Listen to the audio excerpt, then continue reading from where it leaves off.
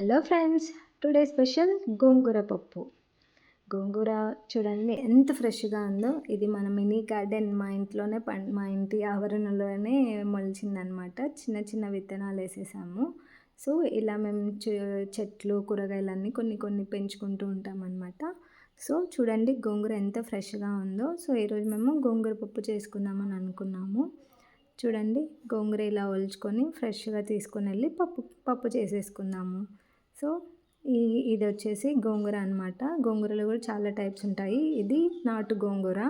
So గోంగూర పప్పుకు కావాల్సిన ingredients: first కందిపప్పు, ఉల్లిగడ్డ, కొంచెమే చేస్తున్నాం కాబట్టి 1 ఉల్లిగడ్డ సరిపోతుంది, 6 to 7 పచ్చిమిర్చి స్పైస్ని బట్టి, కరివేపాకు,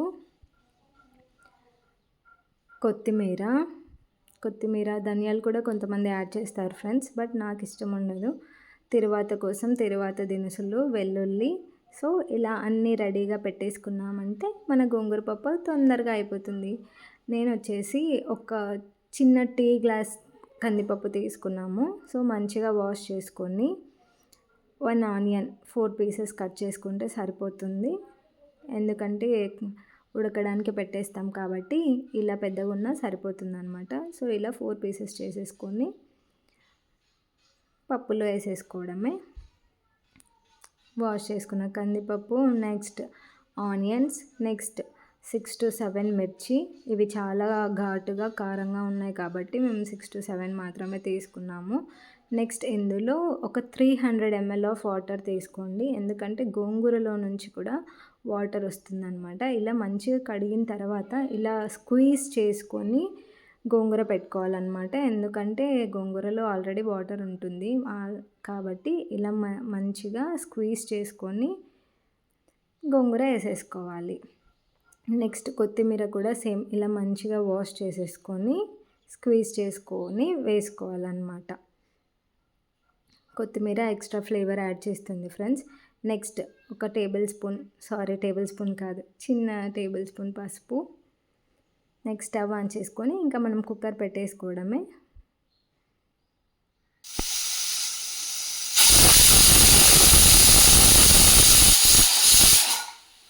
నెక్స్ట్ ప్రెషర్ కుక్కర్ అయ్యేలోపు మనం తర్వాత అంతా రెడీ చేసేసుకుందాము. వెల్లుల్లి ఒలిచి ఇలా పెట్టేసుకున్నాను. నెక్స్ట్ తర్వాత దినుసులు, కొత్తిమీర, పప్పు ఉడికిపోయిందనమాట. సో ఆఫ్ చేసేసి ప్రెషర్ పోయేంత వరకు నేను అట్లే పెట్టేశాను. ప్రెషర్ వెళ్ళిపోయిన తర్వాత ఓపెన్ చేశాను అనమాట. కంప్లీట్ ప్రెషర్ పోయేంత వరకు మనం అట్లే వదిలేయాలి, అప్పుడే బాగుంటుంది. చూడండి ఎంత మంచిగా ఉడికిపోయిందో. వాటర్ కూడా కొన్నే ఉన్నాయి. సో పప్పు మొత్తం మంచిగా ఉడికిపోయింది.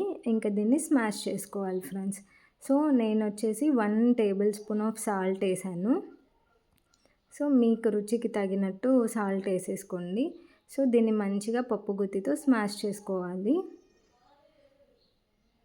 లేదా దాల్ స్మాషర్ ఉన్నా కూడా స్మాష్ చేసుకోవచ్చు, బట్ పప్పు గుత్తితో ఎనిపితే చాలా బాగుంటుంది. చూడండి ఎనిపిన తర్వాత ఎంత మంచిగా వచ్చిందో. ఫుల్ గ్రీనీ కదా. అండ్ గోంగూర తింటే మంచిగా ఐరన్ కూడా వచ్చేస్తుంది. సో తర్వాత కోసం ప్యాన్ పెట్టేసుకున్నాను. సో చూడండి ఆయిల్ కూడా ఎక్కువేం పట్టదు, తర్వాత కోసమే కాబట్టి ఒక 3 టేబుల్ స్పూన్ ఉంటుంది ఆయిల్. సో మంచిగా హీట్ అయిన తర్వాత ఆయిల్ మనం తర్వాత గింజలన్నీ వేసేసుకుందాము.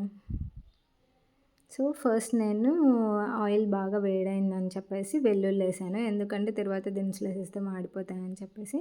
సో నెక్స్ట్ వెల్లుల్లి వేసిన తర్వాత దినుసులు వేసేసాను. మా అమ్మ అన్నీ ఆల్రెడీ కలిపే పెట్టేస్తుంది.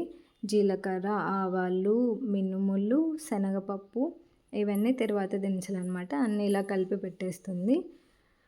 అండ్ ఎండుమిర్చి అనమాట, ఫ్లేవర్ కోసం తిరువాతలో వేసుకోవచ్చు.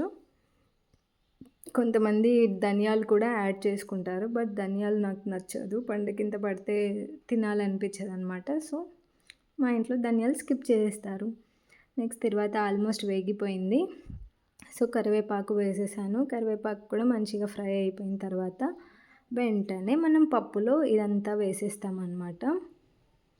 చూడండి ఫ్రెండ్స్ ఎంత మంచిగా వేగిపోయిందో. తర్వాత మంచి స్మెల్ వస్తుంది, అరోమా మంచిగా రిలీజ్ చేసేస్తుంది.